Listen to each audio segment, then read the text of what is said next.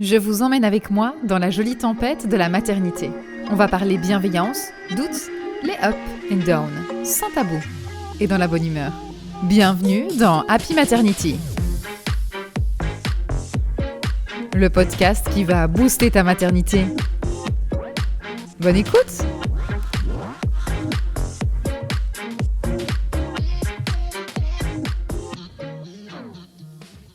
Je suis très heureuse de vous retrouver pour un tout nouvel épisode de podcast, toujours depuis les Antilles. Si vous écoutez bien, peut-être que vous entendrez même des oiseaux qui commencent à chanter parce qu'on est le soir, chez vous il est 22h, chez nous il doit être 17h du coup. Et donc dans les Caraïbes, en Guadeloupe, le soleil se couche à 18h et à ce moment-là, ce que j'adore, les oiseaux se mettent énormément à chanter. Ils le font au coucher et au lever du soleil. Et toute la nuit, on est accompagné par le chant des grenouilles, ce que je trouve assez fou. Moi, j'ai découvert ça quand je suis venue m'installer en Guadeloupe et vivre et travailler.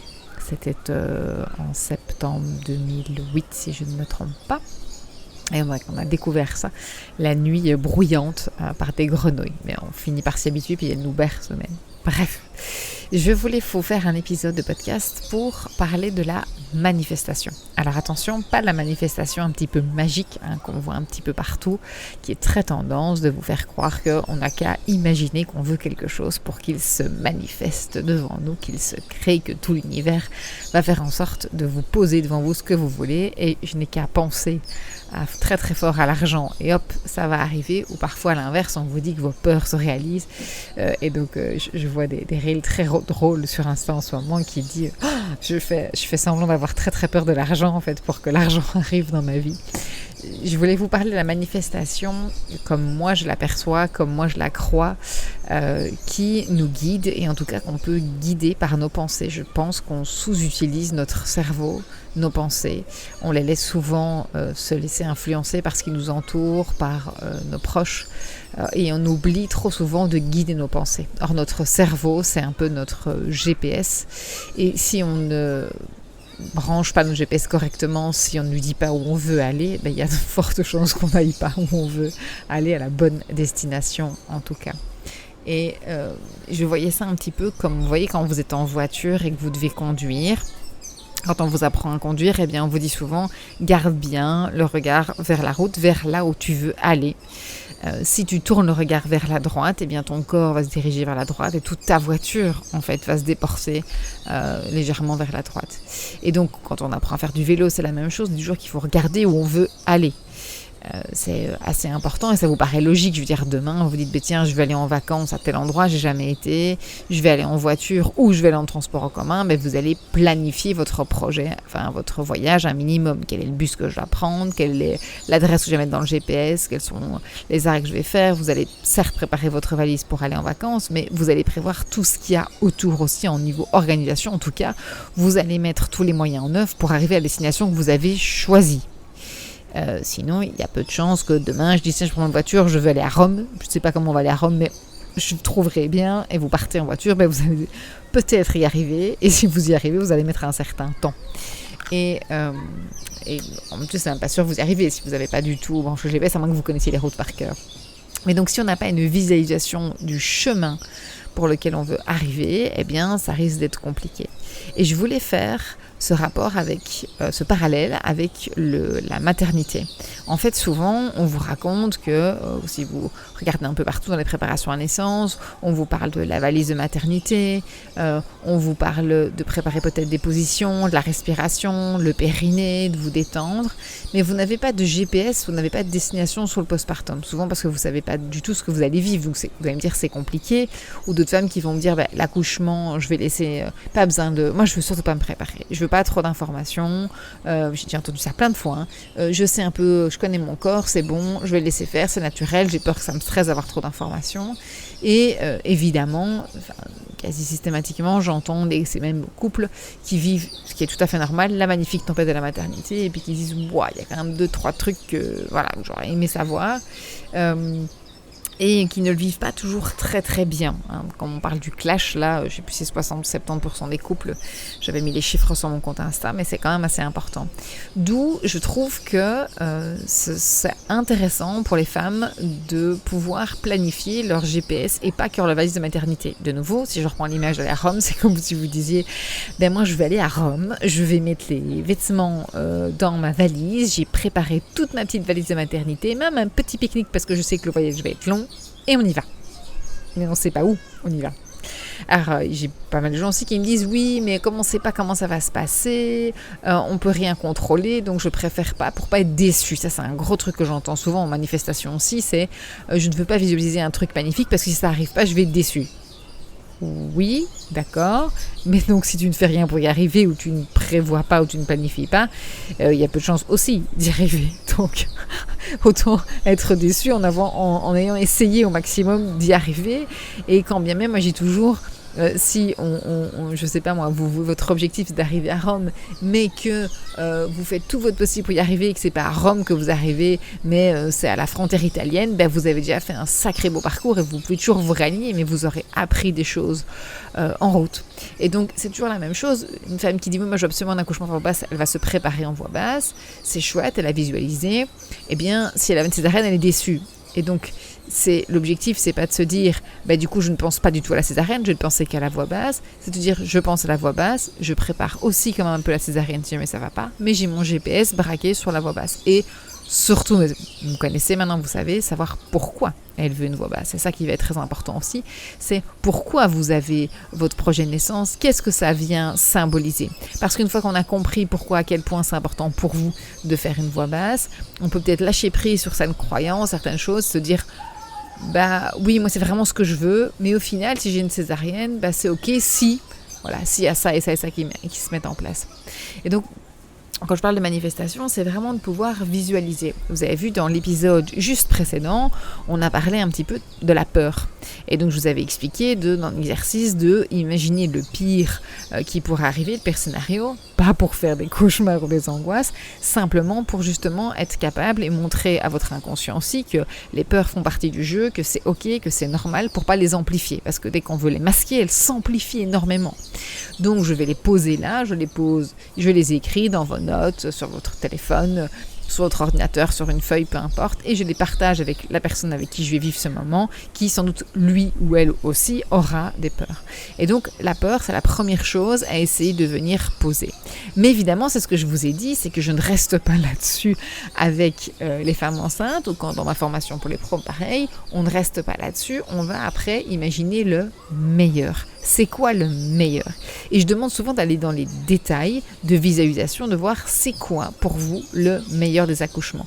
Mais dans le détail, quand je vous dis ce serait quel jour de la semaine, à quel moment de la journée, pourquoi ce moment-là de la journée, est-ce que vous auriez mangé, pas mangé, est-ce que vous auriez du temps pour vous, qu'est-ce que vous auriez fait juste avant si vous avez le temps, combien de temps il durerait, qu'est-ce qui se passerait juste après. Et donc on va un petit peu dans certains détails pour avoir une visualisation positive et un idéal. Alors, c'est pour juste essayer de tendre vers ça, et c'est aussi pour apprendre à se connaître, à savoir ce qui est important pour nous, et pour pouvoir aussi agir en cas de... Parce qu'il y a des femmes qui disent, mais moi, ce qui est hyper important, c'est de pousser. Il y a des possibilités de pousser lors d'une césarienne. Si jamais elle va en césarienne, par exemple, alors qu'elle n'a pas du tout envie, on va essayer de la guider et de l'aider quand même. Donc, c'est de la manifestation, je me dis, c'est hyper important, mais même dans le postpartum, de prendre le temps avant l'accouchement de qu'est-ce qui est vraiment important pour vous. Il y a un exercice que je fais faire aussi à mes patientes et aux femmes qui prennent simplement le programme en ligne de préparation à la naissance. On fait un exercice de la liste du postpartum.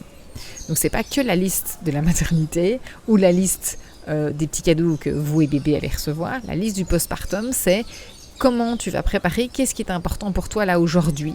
Et donc on fait toute une introspection sur qu'est-ce qui fait du bien, qu'est-ce qui vous fait plaisir, qu'est-ce qui vous remonte le moral quand ça va pas, comment vous supportez mieux la douleur, quelles sont vos zones sensibles, le sommeil il est plus important à quel moment pour vous, en fin de nuit, en début de nuit, quand vous n'avez pas le moral, vous avez un moment qui est très triste, qu'est-ce qui vous fait du bien, qu'est-ce que vous faites.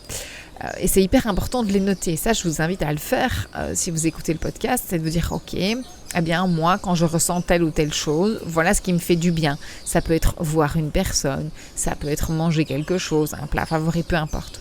Mais de pouvoir lister, je pense d'ailleurs que j'avais fait un podcast là-dessus aussi, de lister dans le postpartum ce qui te ferait du bien et de pouvoir le partager avec le coparent aussi. Alors nous, on a une liste qu'on divise en 3 avec ce qui te ferait du bien, le temps que ça prendrait. Est-ce que c'est juste aller une balade d'1h30 en forêt ou c'est prendre un bain, ça prendrait 30 minutes, donc de timer et de mettre ensuite des détails. Par exemple, moi j'avais mis la lasagne, moi j'aime bien la lasagne à la truffe du traiteur italien à Waterloo qui est en face du carrefour de Waterloo, My Italian Friends, je donne un exemple. Eh bien, je ne fais aucune publicité pour eux, mais voilà, j'aime bien cette lasagne-là. Tu m'amènes une lasagne bolognaise, ça va moins me faire plaisir. Et donc c'est hyper important de noter tout ce qui fait plaisir. Et donc ça, c'est un des tips de la liste du postpartum pour pouvoir bien vivre le début de son postpartum. Évidemment, l'idéal, quand quelqu'un vous accompagne en préparation à la naissance, c'est de pouvoir vous suivre aussi dans le postpartum, parce que c'est là que tout va s'embrouiller.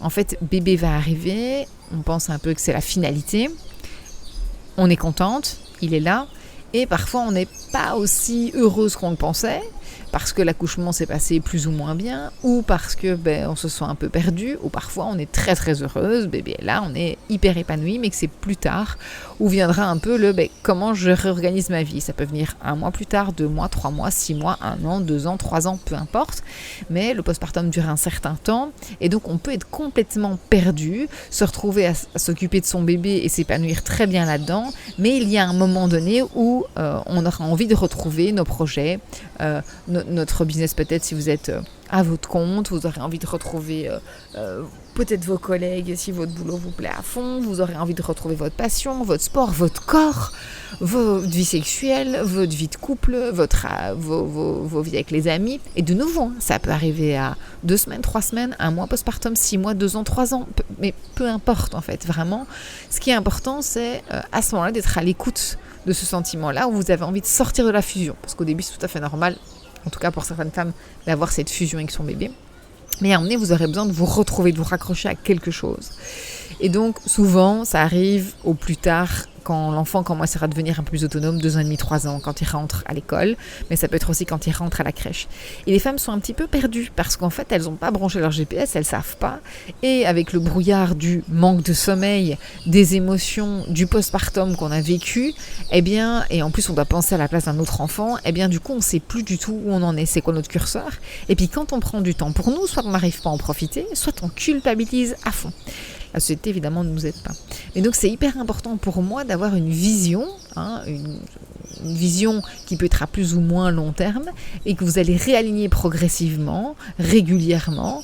Ça, c'est chouette d'avoir quelqu'un qui vous coach là-dessus, mais de pouvoir régulièrement se reposer la question, dire, OK, où est-ce que je veux aller ? Et maintenant, comment est-ce que je fais pour y arriver ? Par exemple, alors l'idéal évidemment, c'est pas de vouloir faire tout en même temps. Vous pouvez avoir par exemple 3 objectifs. Un objectif qui est perso, je veux perdre du poids, je veux retrouver mon corps. Un objectif qui est professionnel, je veux atteindre tel chiffre d'affaires ce mois-ci, enfin au mois prochain ou cette année-ci. Un autre point qui va être ancré au niveau social par exemple, ou votre vie de couple, peu importe. Mais donc avoir 2, 3 points importants, et je conseille toujours de commencer par un premier point important. Par exemple, vous dites, dans tout cela, ce qui me ferait vraiment du bien, c'est mon corps. Et donc, on va voir, ok, c'est retrouver votre corps, mais ça veut dire quoi retrouver le corps ? Est-ce que c'est le ventre ? Est-ce que c'est, qu'est-ce qui vous gêne le plus ? La zone corporelle qui vous gêne le plus ? Est-ce que c'est de façon générale ? Le poids, mais souvent le poids c'est qu'un chiffre sur une balance en fait, tout le monde s'en moque de votre poids, enfin personne ne connaît votre poids, personne ne doit le regarder, mais par contre ce qui peut être intéressant c'est de voir quelle est la zone de votre corps qui vous met le plus mal à l'aise, qui vous ennuie, est-ce que c'est le ventre ? Si c'est ça par exemple, on met en place des stratégies pour venir tonifier le ventre, et vous allez tenir par exemple pendant 5 à 6 semaines avec un objectif bien précis, quand vous verrez les résultats ça va vous encourager à continuer, et là on pourra mettre une nouvelle routine en place. Et après s'occuper du deuxième objectif qui va être le couple. Mais pas tout à la fois, sinon de toute façon on va à l'échec, parce que se prendre des nouvelles habitudes tous d'un coup, le cerveau il déteste ça. Mais c'est hyper important d'avoir cette visualisation, par exemple pendant la grossesse, se dire ok, ben moi je me vois reprendre le boulot à tel moment, faire ça, ça, ça. Puis bon, bébé va arriver, il va tout bouleverser. Ben tiens, est-ce que je ressens toujours la même chose? Ah non, tiens, mon curseur se met autrement, je veux reprendre plus tard le boulot, je veux reprendre plus tôt le boulot. Ok, non, j'ai mal vécu ceci, je veux prendre plus de temps pour ça. Ok, j'ai besoin de plus de temps pour moi parce que l'accouchement était traumatisant ou j'ai une césarienne. Ah, ok. Et donc, moi je conseille toujours. Alors moi j'aime bien faire des manifestations par semaine si c'est des objectifs à très très très court terme, mais sinon une fois par mois ou tous les 2-3 mois. Moi j'adore faire ça quand je suis en vacances. C'est pour ça que je pensais ça à manifestation, parce que quand je suis en Guadeloupe, le temps est très ralenti, déjà il y a le décalage horaire.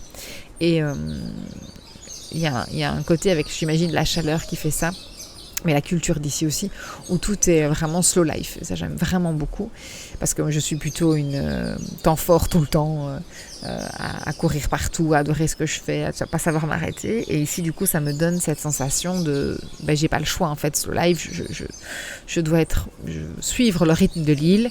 Et du coup, j'ai remarqué aussi dans ces moments-là, c'est là que j'ai de la place pour de la création, de la manifestation, en fait, où j'arrive à me dire, tiens, en fait, j'en suis où dans mes projets. Et d'ailleurs, c'est marrant, je vous en parle à l'instant, là j'ai une vue sur la terrasse, sur la mer, où je me souviens très bien que c'est exactement à cet endroit-ci où je me suis dit il y a plus d'1 an, ça y est, je veux créer Happy Maternity. Je ne savais pas encore exactement comment, mais j'avais fait un petit plan avec mes objectifs et je vois qu'au final j'y suis bien arrivée, donc je suis très contente.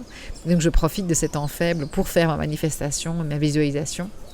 Mais évidemment, c'est quelque chose qu'on peut refaire le point régulièrement.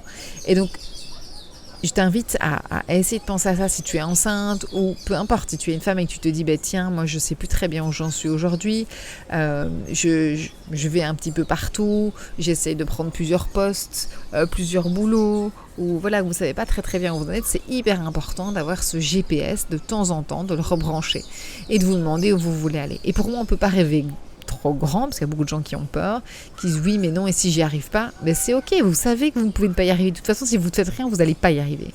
Et donc pouvoir recréer ce curseur et ce GPS, et quand on passe par cette magnifique tempête de la maternité, c'est pour ça que je m'intéresse beaucoup à la maternité, c'est qu'en fait la vie des femmes dans l'ensemble, c'est quelque chose où j'ai envie d'aider un maximum de femmes. La maternité n'est que le début, c'est qu'une porte d'entrée pour les préparations à la naissance, mais ce que je veux, c'est aider les femmes à vivre le mieux possible avec tout leur potentiel, se développer et réaliser tous leurs rêves, si elles peuvent y arriver, leur montrer qu'en fait on a des super pouvoirs, qu'il faut juste croire en soi et avoir un petit peu de stratégie dans nos actes, dans nos pensées, surtout dans notre cerveau.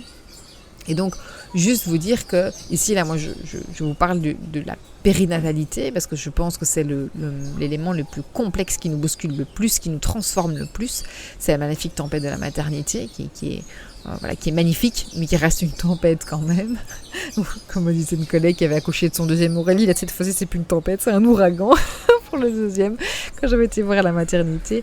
Et oui, c'est vraiment ça, c'est magnifique, mais en même temps, c'est un vrai bouleversement. Et il y a beaucoup de femmes qui, après avoir accouché, me disent « Ah ben moi j'ai changé de boulot, j'ai envie de changer de boulot. » Vous allez voir toutes vos valeurs qui se réalignent un petit peu, on s'écoute parfois un peu plus, ou en tout cas la vie donne plus de sens, et on change parfois d'orientation professionnelle, ou on veut autre chose. Et ça, je trouve ça génial. Donc, si j'ai un conseil à vous donner, c'est avoir un GPS, avoir un guide de route, lister un petit peu où vous en êtes aujourd'hui, quels sont vos objectifs dans la meilleure des vies, si rien ne pouvait vous arrêter, qu'est-ce que vous auriez envie de mettre en place, d'avoir, et puis après c'est ok, comment est-ce que je fais pas à pas. Et souvent ce qui est important dans fixer vos objectifs, c'est pas spécialement de vous dire mais je ne sais pas comment je vais y arriver. Par exemple, je sais pas, vous me dites voilà, moi je veux pouvoir garder bébé 3 jours semaine oui, complet full avec moi, mais en même temps je veux pas avoir de perte de salaire, je veux gagner le même salaire qu'aujourd'hui. Donc la plupart des gens s'arrêteraient et diraient mais c'est impossible Aurélie, je ne peux pas, parce qu'ils ne voient pas comment ils vont y arriver, et donc ils s'arrêtent là. Or, moi dans la manifestation, quand j'ai créé Happy Maternity par exemple, et je ne suis pas la seule qui fait ce genre de manifestation là, mais je ne savais pas comment j'allais arriver, mais je savais que je voulais plus vendre mon temps, mais par contre que je voulais aider un maximum de femmes, et surtout aider beaucoup plus de femmes, avoir un impact beaucoup plus important. Et donc mon cerveau me disait mais ce n'est pas possible Aurélie, tu peux pas aider beaucoup plus de femmes, donner beaucoup plus que ce que tu donnes en consultation, et en même temps ne plus vendre ton temps, parce que mon temps est précieux pour mes enfants, pour ma vie à moi aussi, et en même temps pour mon énergie. Donc je sais donner beaucoup d'énergie aux autres, mais j'en ai besoin aussi, j'ai remarqué moi-même. Et donc à ce moment-là, je me disais, mais c'était impossible. J'avais ce cadre de la consultation en kiné et en ostéopathie en me disant, mais c'est comme ça, il y a un tarif horaire, sinon je dois augmenter mon tarif horaire énormément, je n'avais pas envie non plus. C'est pour ça aussi que j'ai créé le podcast pour pouvoir vous donner des accès à des informations aussi gratuites où n'importe quelle femme dans le monde entier, c'est ce que j'adore et je sais que vous m'écoutez partout, puisse tomber sur ce podcast et dire, ouah, j'ai des infos géniales, des infos qui sont vérifiées et donc c'est chouette, vous avez ça accessible même la nuit. Et donc je trouve ça très très chouette. Donc j'ai commencé par ça, mais pour vous dire, dans mon GPS c'était je veux ça. Je savais pas du tout comment j'allais arriver, je me suis pas posé la question, je me dis je veux ça.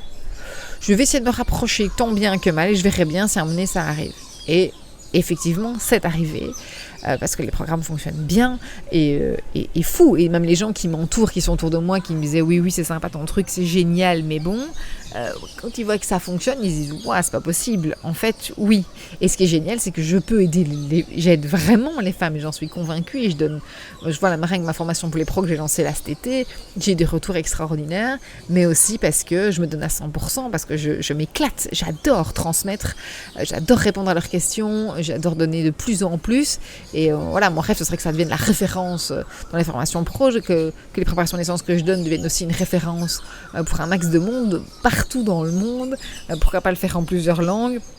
Enfin, voilà, c'est quelque chose que j'ai envie de transmettre parce que je veux aider un maximum. Et en même temps, ce que je me disais, voilà, j'ai dans le temps qui m'est imparti et j'ai aussi envie de profiter de mes enfants et donc je ne veux plus faire ce que j'ai fait à une époque, des consultations de 7h30 à 19h30. Donc tout ça pour vous dire, je m'égare un petit peu, que vous devez essayer de vous fixer un objectif en vous disant mais si tout était possible, s'il n'y avait aucune limite, de quoi vous auriez envie?